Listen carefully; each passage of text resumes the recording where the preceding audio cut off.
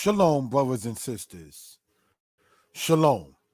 Giving honor and praise unto the Most High, creator and maker of heaven and earth. My name is Yeshaya Yisrael of the tribe of Dan of the nation of Israel. This particular presentation, brothers and sisters, we do not, brothers and sisters, intend for this. But, brothers and sisters, we want to bring this out to the people due to the fact that recently people have been saying that the Hebrew a brother teaches is Yiddish. Now, on the channel, Mora Yeshaya Hebrew Lessons, I asked you all to subscribe to it. We pointed out that no, the Hebrew that a brother teaches is not Yiddish, brothers and sisters. All right. We also pointed out that there is no such thing as a language that doesn't have any vowels. There are certain languages to this day that are written, and certain languages to this day that are not written. You have heard in many cases, especially those who travel, languages spoken but have no written form of it. So in this short presentation, brothers and sisters, we intend to bring out to the people, we intend in due respect to the Most High to offend anybody in this presentation, in this stance that we are bringing out, brothers and sisters, to the people for edification purposes. All right. We are going to go over what we're looking at here. Danite publications. All right. And we're going to, brothers and sisters, give me 1 second, family. I must take this call. I apologize.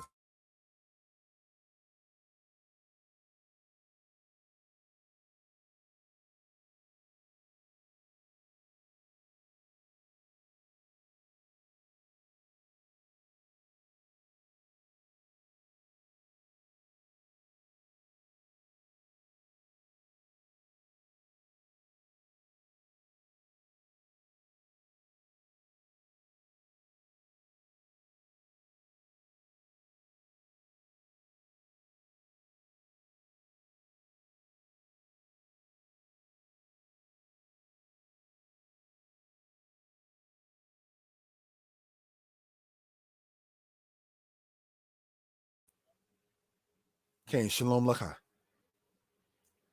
Shalom, brothers and sisters. I apologize for that. That was a very important call that I had to take. In any other case, I would have just, text back and say, oh, I'm not going to deal with it right now. But that one I had to take. All right. So, brothers and sisters, on a human level, given due respect, Salika, I must take the call again.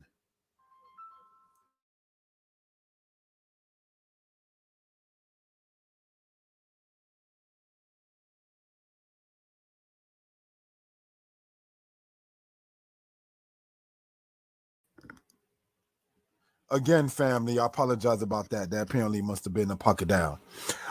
We know what it is once it comes down to having to handle business and so forth and so on. Certain things were pertinent. And now let's get back again to this matter that we're talking about. All right, the presentation, the stance, Day and Night Publications. I'm asking you all to subscribe to the channel, Mora Yeshaya Torah Lessons, Mora Yeshaya History Lessons 2, and Mora Yeshaya Hebrew Lessons. All right, now we intend to, when this is uploaded, to put the link in the description on the different channels about the video that is called The Hebrew We Speak Is Not Yiddish. Recently, again, people have been going around and saying such. We want to sit there and with the time allotted, let that be dealt with and spoke upon respectfully and maturely. Brothers and sisters, due respect on a human level to my lady, the love of my life, Sarah Makela Yisrael. Much respect to the sweetheart. Much respect to the people who have endorsed and promoted a brother on a human level. Giving due respect, brothers and sisters, to the brother Moreh Yitzhak of the congregation that I'm a part of, Shomrei Habrit. Giving due respect, brothers and sisters, to my Hebrew teachers, they who have left this or passed away. That is, in part, Moreh Tibak, Adon Aharon, Adon Eben Yahu, and many others. Those who are among, oh, I cannot forget Moreh Mishael. Those who are among us, Kohen Mikael, brothers and sisters, and on the female side of my teachers at that, Ima Miriam, as well as Ima Tamikia. So, brothers and sisters, and what we want to point out is that there is no language that doesn't have vowels. We want to, brothers and sisters, point this out historically, linguistically, brothers and sisters, and within reason, if we will. Again, what we're going to present, brothers and sisters, intended to offend. It is not intended, brothers and sisters, to disrespect. It is not intended, brothers and sisters, to make anyone feel away negatively or spiritually or any other aspect.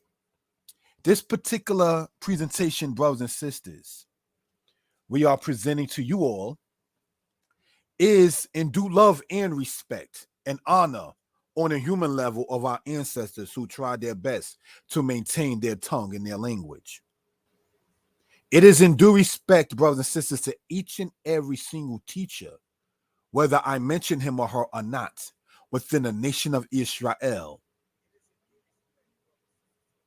that have labored into getting this kind of matter out to the family.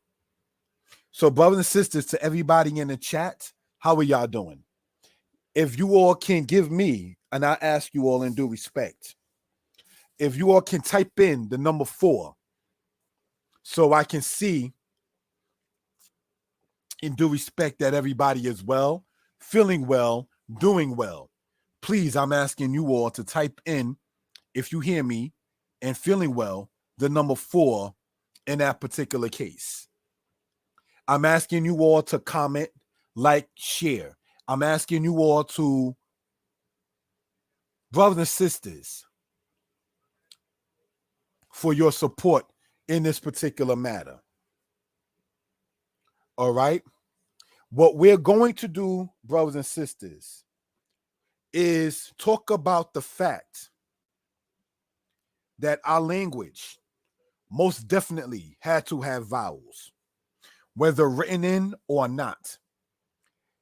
The kind of discussion concerning that, brothers and sisters, has in certain cases gone disrespectful to where people will go back and forth about the particular matter.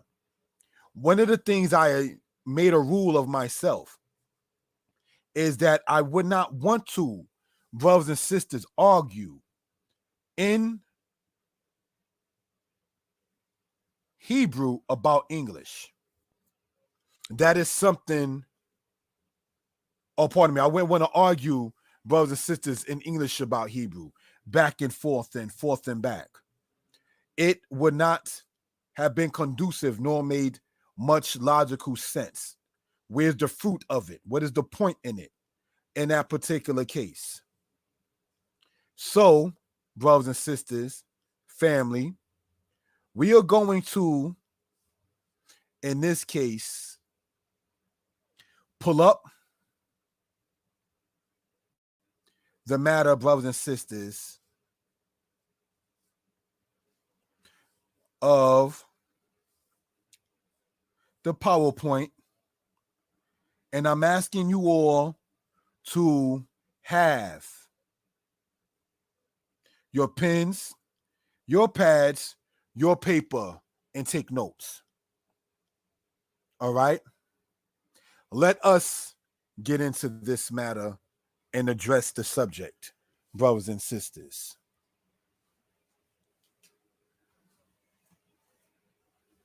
We are going to charge up the phones that's used for its internet use.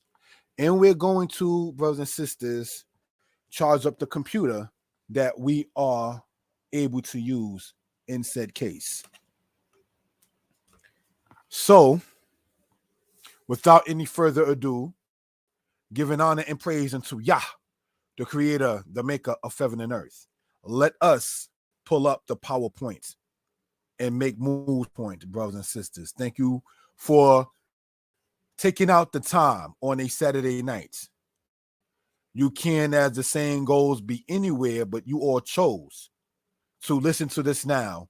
And if not now, hopefully you will share it and listen to it later, or put it inside of the watch later folder on your YouTube. And maybe you intend to make a playlist of such, if you will. All right. So let us, brothers and sisters, go into this and see what we can ascertain. Hebrew is not Yiddish. Short presentation. Shalom. Giving honor to the Most High, the creator of heaven and earth.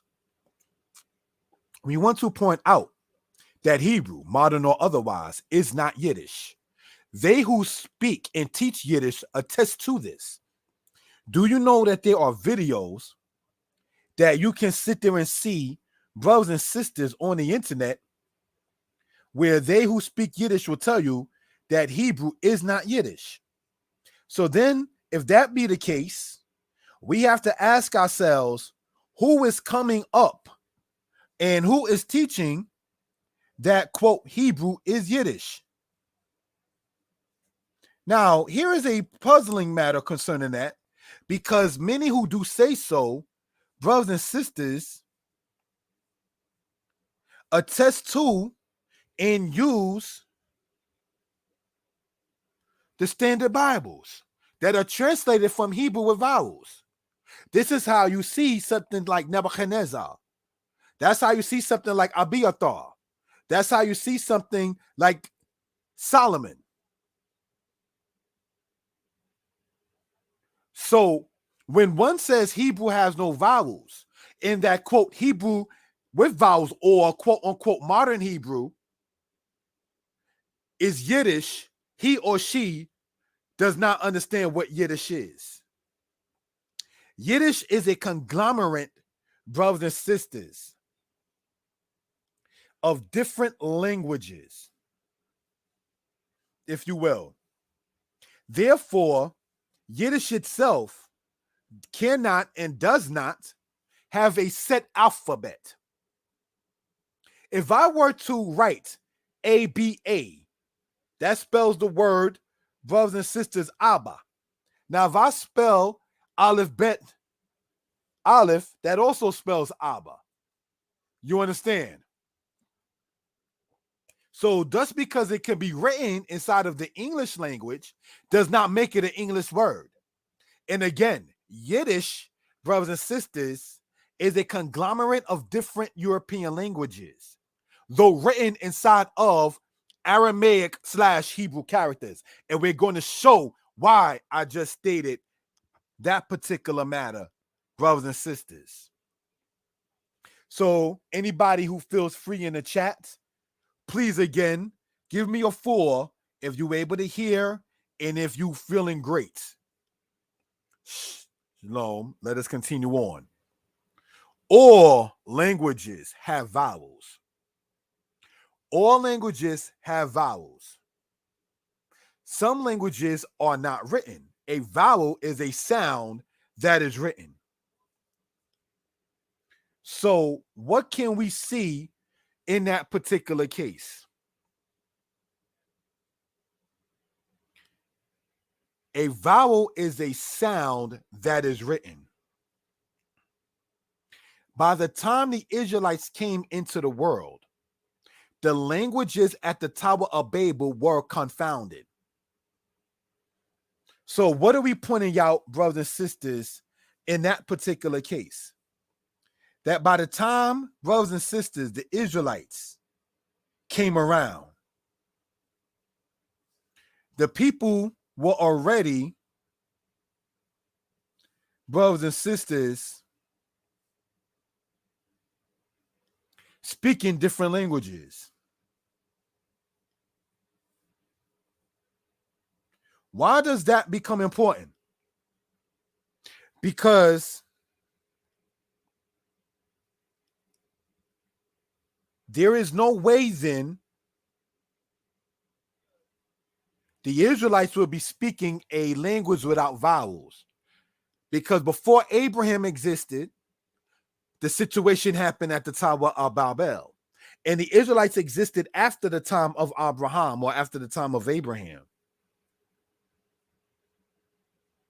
So who then came up with the concept that Hebrew had no vowels, or saying the original Hebrew had no vowels? And even if you call what is called Hebrew abrit or abrat, the is still a vowel, brothers and sisters. Again, if we will, brothers and sisters, the sound is still a vowel, be it a long sounding vowel or a short one. So you cannot have a language without vowels, knowing that what a vowel simply is a sound that is written. Some of the kings of Israel have not Hebrew but Aramaic names. Two of them, Baasha, king of Israel, and Asa, king of Judah. Baasha, brothers and sisters, and I'm going to type this in, all right, means boldness. That's what that means. Asa, brothers and sisters, means doctor. The word for doctor in Hebrew is the word rofe, from the word rapa, which means to heal. So when we look at, brothers and sisters, the situation at hand,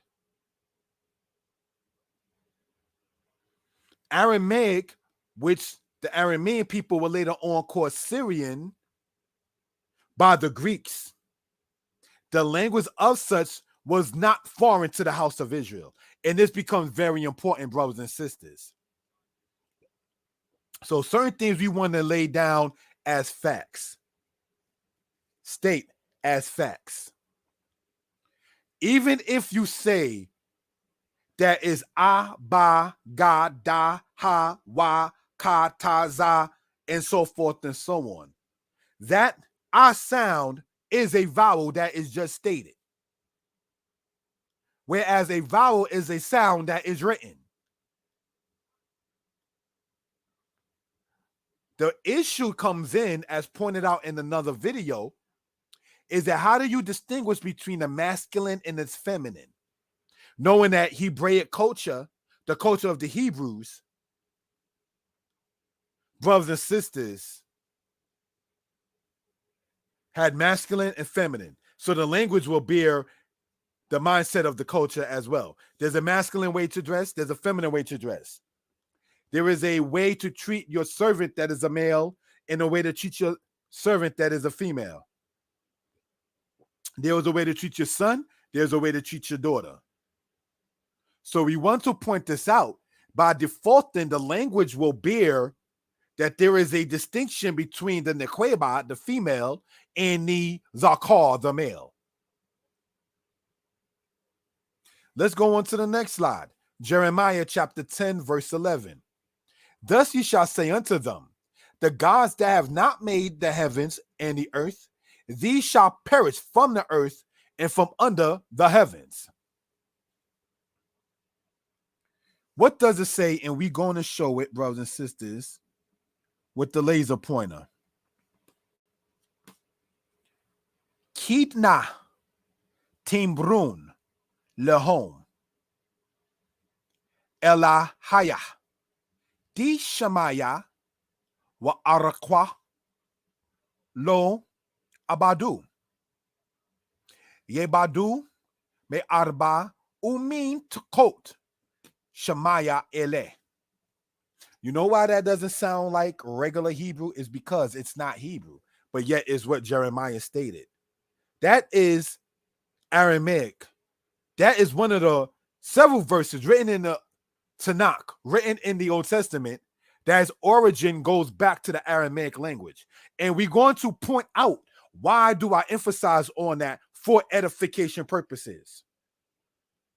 Yes, the ah sound is used the most in both Hebrew and Aramaic, but that is not the only sound that the languages have.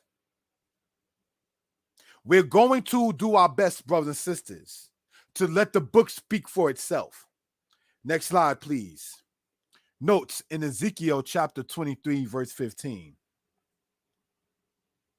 There is no such thing as a language without vowels. Music has sound. Before what is known as music notes, music was known and used. To date, no one has spoken a language without sound. Some languages have sounds that others do not have, but no language has been spoken without sound. And as we point out, a vowel is a sound that is written. So whether we call it Hebrew or some call it abrat, that E is a vowel. It's a sound. That ah and abrat is a sound. So you cannot, brothers and sisters, go under the premise of saying Hebrew had no vowels and Hebrew has no vowels and then still speak. Because you can't speak, brothers and sisters, in that case. Some have stated that Hebrew is similar to the Egyptian hieroglyphics in that it was a picture form kind of aspect. You know what the situation with that is? How do you have, and I say this though it's a sad situation, how then do you have, brothers and sisters, in that particular case,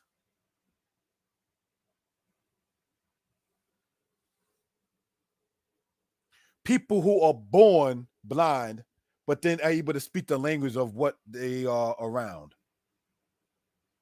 There's a reason for that. They hear it and then they speak it.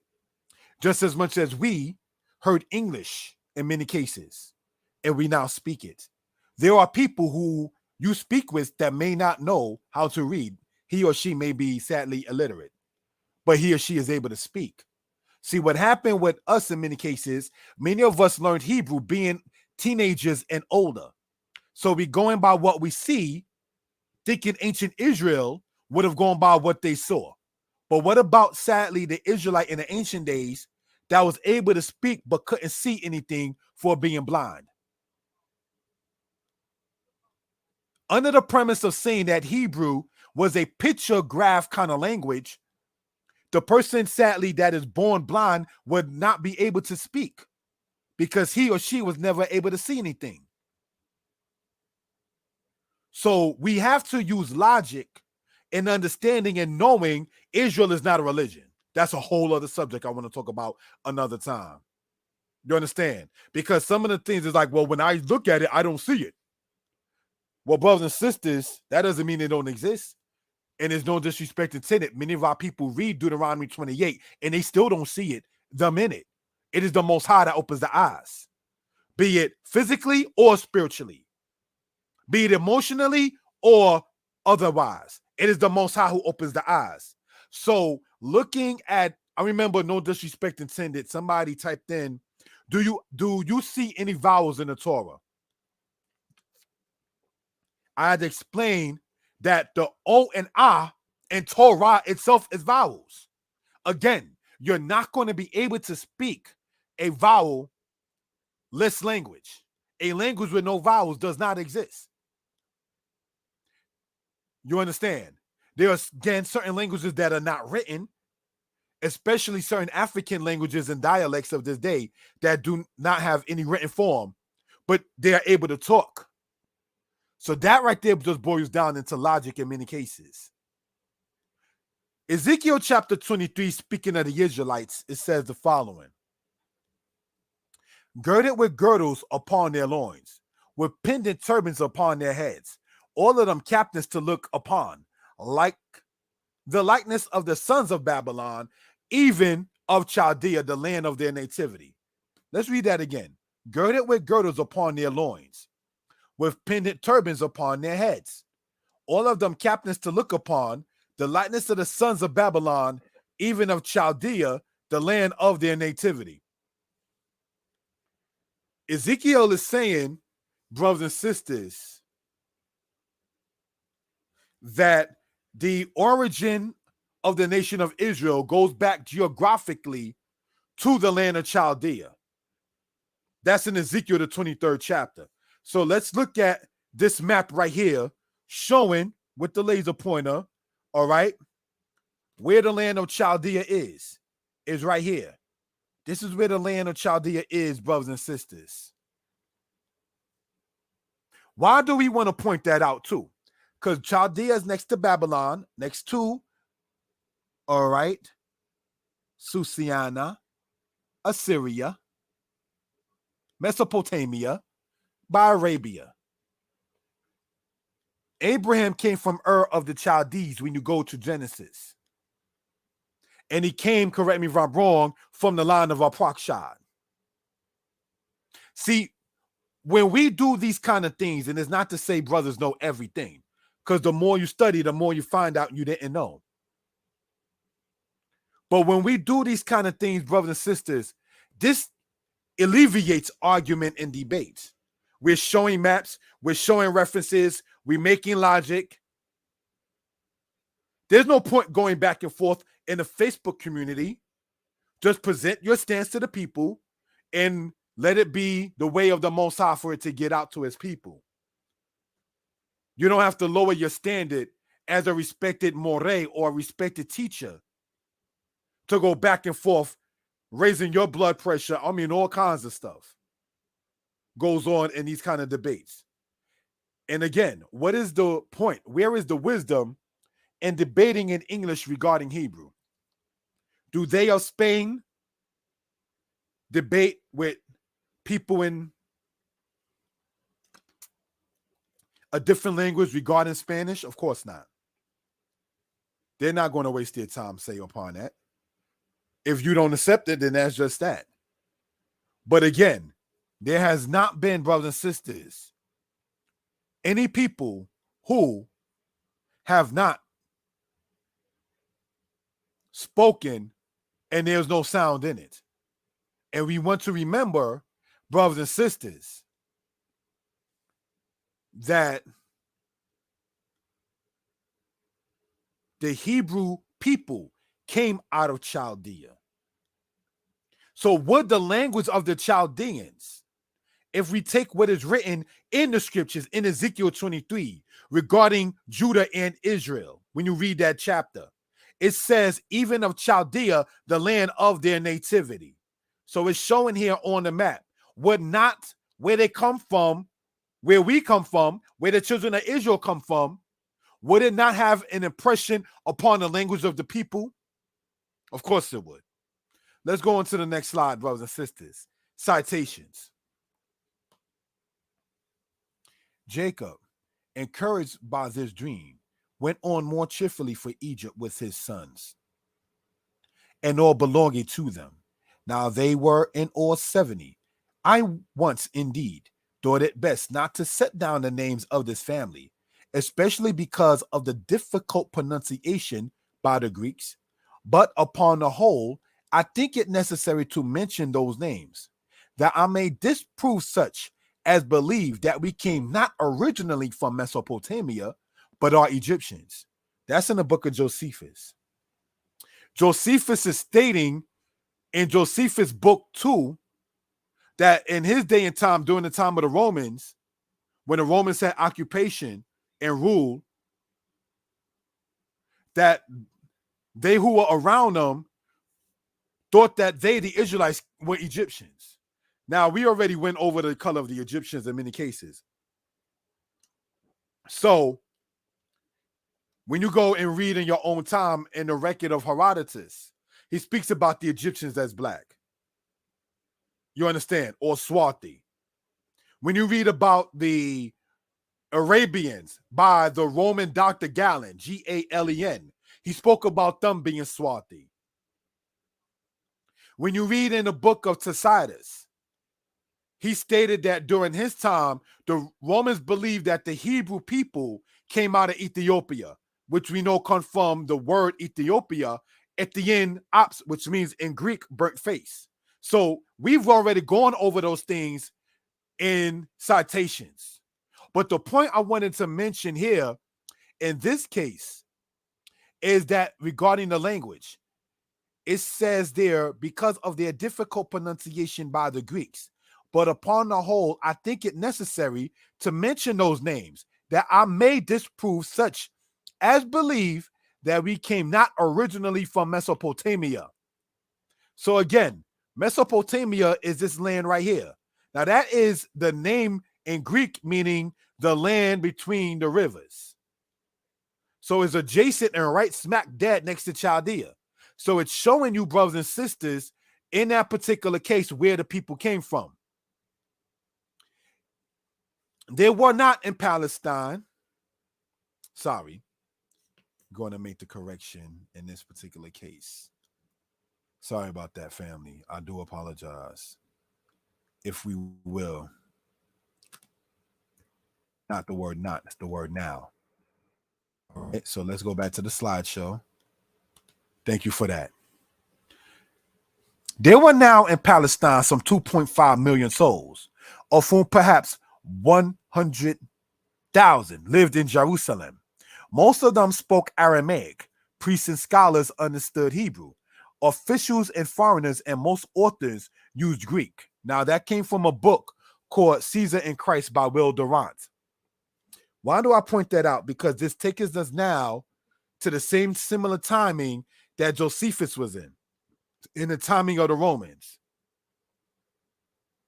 So according to that author, Will Durant, he stated that in Palestine, there was some 2.5 million people, of whom 100,000 lived in Jerusalem, most of them speaking Aramaic. Why does that become important? Because when you get later on in Israelite history, the Aramaic language is used in Ezra. It is used in Daniel. So by the time we get into the Israelites coming from the Babylonian captivity, they knew Hebrew for sure. But at the same token, Israel was accustomed to also the Aramaic language. That's why we pointed what we pointed out earlier in the book of Jeremiah. That's why we wanted to let the book speak for itself.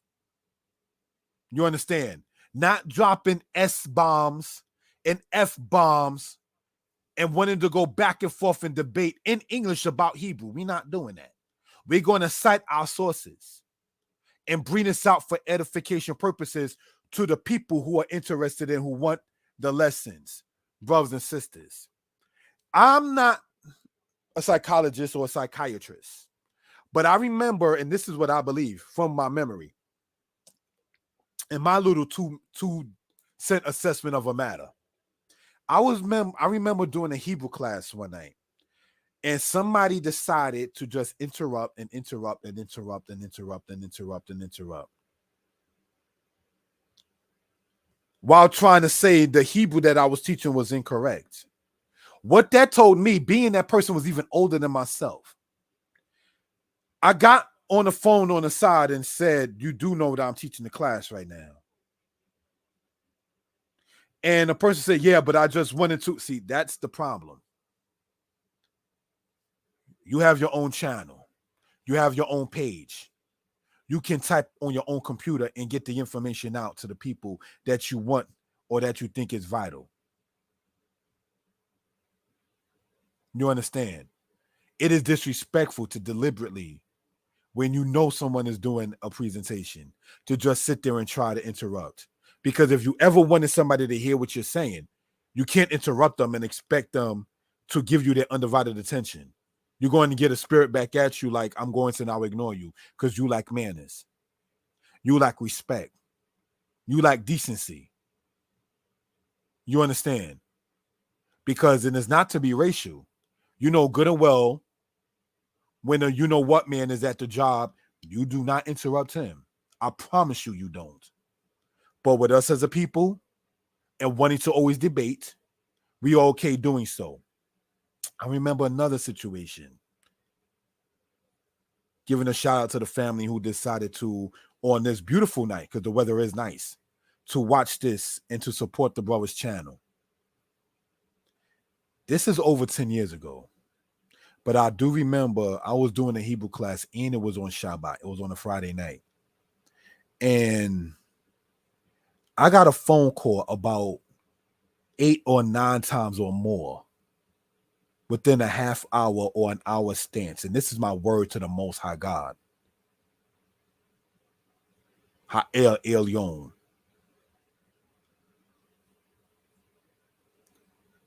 When I had completed that Friday night / Shabbat presentation, I did call the person back. The person said that he was listening to the class under another name.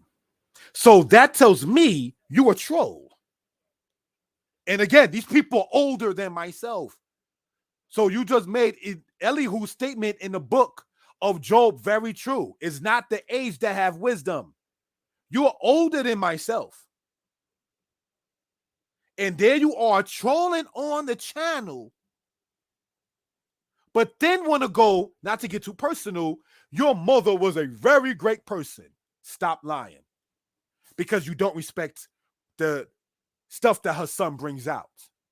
So stop talking highly of one's mother or parents or relatives, while at the same token, you are trolling on one's channel. That is ridiculous. You got time on the Shabbat to troll? We don't want to get sidetracked from this presentation.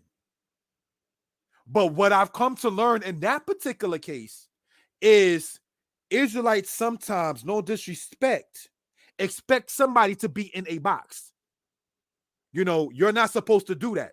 How dare you write a Hebrew book? Who made you a moray? You know, that kind of spirit. Called back to back to back to back and then stated that other people were complaining. So I called them. I said, was there a problem with the class that I did? Because I don't mind constructive criticism. And the people were like, no. And I believe the people. I don't believe the troll. Because if you have to troll in a matter, it shows that you can't show yourself. A brother gives out his email address. A brother gives out his telephone number. If you're watching this, you can see me live where I'm staying at out in New York City. So it's not about duck dodging and hiding. There's nothing about trolling in this particular case. You understand? But it just goes to show where some people are at, be it by Ibrit or Angelit. In Hebrew or English, not there. Now, let's get back into this for a reason, for edification purposes. So again, if everybody who can hear me and who's feeling well, please press the number 4. We're going to cite the book of Josephus again. And here, brothers and sisters, is what it says for edification purposes.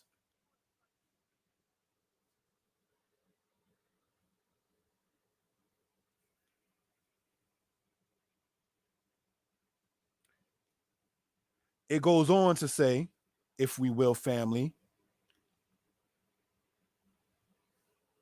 And when once Ptolemy asked him how many 10,000s of books he had collected, he replied that he had already about 20 times 10,000, but that in a little time he should have 50 times 10,000.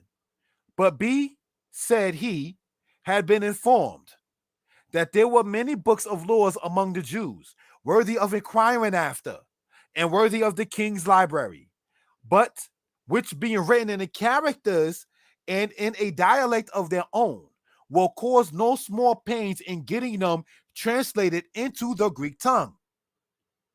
That the character in which they were written seems to be like that which is the proper character of the Syrians, and that its sound, when pronounced, is like theirs also, and that this sound appears to be peculiar to themselves.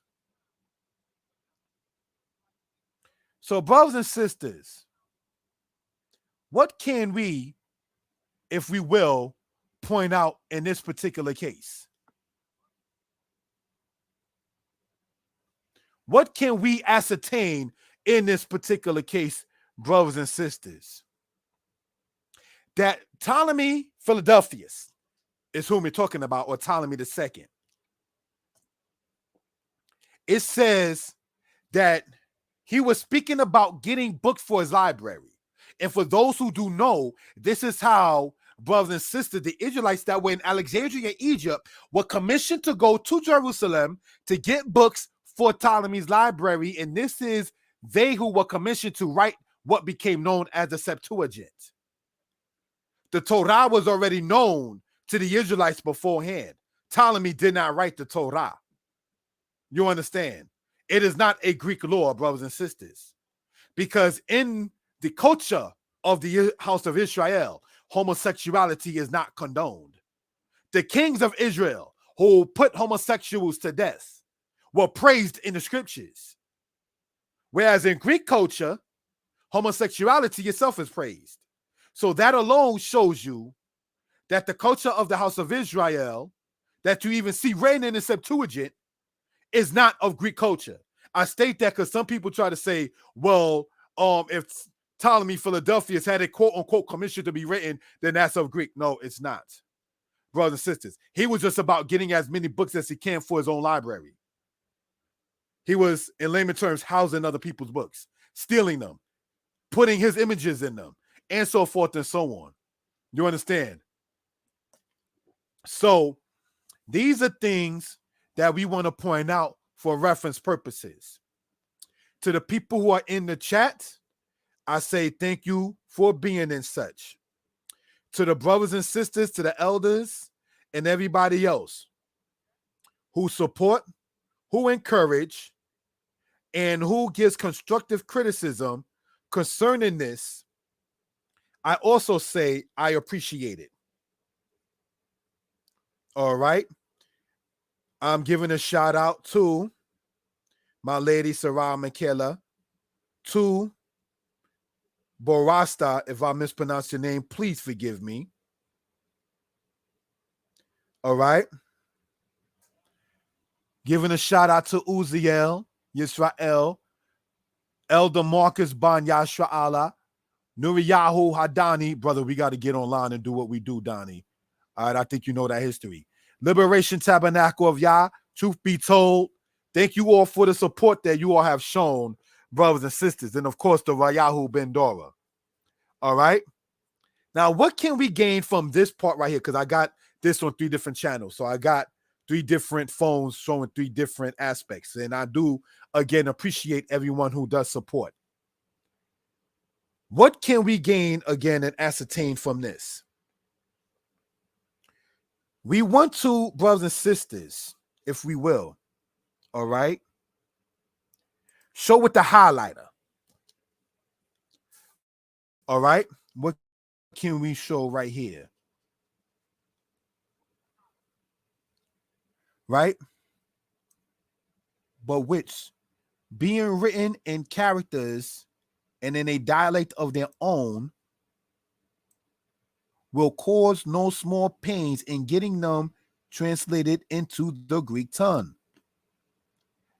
And that the character in which they are written seems to be like to that which is proper character of the Syrians. Now, brothers and sisters, the Syrians that we're talking about were in ancient times called the Arameans. Just as much as Hadrian named the land of Israel Palestine, brothers and sisters, the Greeks called the Arameans Syrians. So we want to point that out for reference purposes. So Aramaic, as we've been going over, brothers and sisters, is not that far-fetched from Israel. We are letting the book speak it. Jeremiah spoke it, and he was a Levite. You got Baasha and Asa. Okay, they weren't righteous, but they didn't know it. They might have been, a character could have been better, but that's something we can learn from. You understand? Baasha and Asa had, it's today's term called beef. Drama. We don't want to have beef and drama. Because Baasha and Asa, the king of Israel and the king of Judah, they're dead. And what memory did they leave? So we don't want that again, brothers and sisters. All right? Now, getting back into this point here. Ptolemy Philadelphus, so a.k.a. Ptolemy II, had it to where the Israelites were to go Alexandria, right? And then go and get their own books for Ptolemy's library. And it said that in doing so, it will cause no small pains in getting them translated into the Greek tongue. Now, brothers and sisters, if the Hebrew originally was just a, ba, ga, da, ha, wa, ka, za, what's the difficulty in that? If brothers and sisters, before the matter that we're reading of here with Ptolemy in the book of Josephus, if Ezra and Nehemiah had to reteach the children of Israel the Hebrew tongue, because when you go in the book of Nehemiah, it said that the children wound up speaking the language of Ashdod, which is of the Philistines, and of the language of Moab, because their mothers were Philistines, though their fathers were Israel. Not saying you are not what your father is, but the daughters of Israel exist for a reason. All right. And then you have in Nehemiah chapter 10, where they had to teach the children the language of the Hebrew. But if it was just as a, ba, ga, da, ha, wa, then what is the point in having to teach that? What is the difficulty in that? You understand? And where is your past tense, your present tense, and your future tense? If the book of Isaiah says that the Most High declares the end from the beginning, before something comes into its existence, the Most High already told you of its end. So that means the people would have already had to have a concept of future tense. All right? They would have already had a concept of future tense. The brother Nuriyahu, if I'm not mistaken, your name Nuri has something to do with a candle or a light or something of that bright light candle or something. Maybe I stand to be corrected. Yes, it will be an honor for me too, brother, so you and I can build upon that said matter. The brother Nuriyahu Ben Dani, Nuriyahu Hadani. It reminds me of when I read about Eldad the Danite. My point nonetheless in that particular case is this. He's a brother who posts things about history and about the diaspora of the Israelites. Did you know that they found in Algeria in the 1300s AD or CE matters that pertain back into Hebrew? In the 1300s? In a book that I wrote, Israelite History as it Relates to the World, I cited how King Charles V, the grandson of Isabel and Ferdinand of Spain, knew who he was picking up in the slave trade. I don't want to spoil it. Get the book, Israelite History as it Relates to the World. You can get that book by that title on the internet on Amazon. So, brothers and sisters, we're citing our sources. Israel, the people, was not unfamiliar with Aramaic. Some of the kings were named in Aramaic language. You understand? Now, how does this all tie in? Because if the Hebrews, the Israelites, is who we're talking about in particular, if they existed centuries after the confounding matter at the Tower of Babel, where they could not understand one another's speech, and we already proved through Ezekiel chapter 23, brothers and sisters, that the lineage of the Israelites goes back to the land of Chaldea. Can we not surmise, brothers and sisters, that the language and the people have a connection one with another?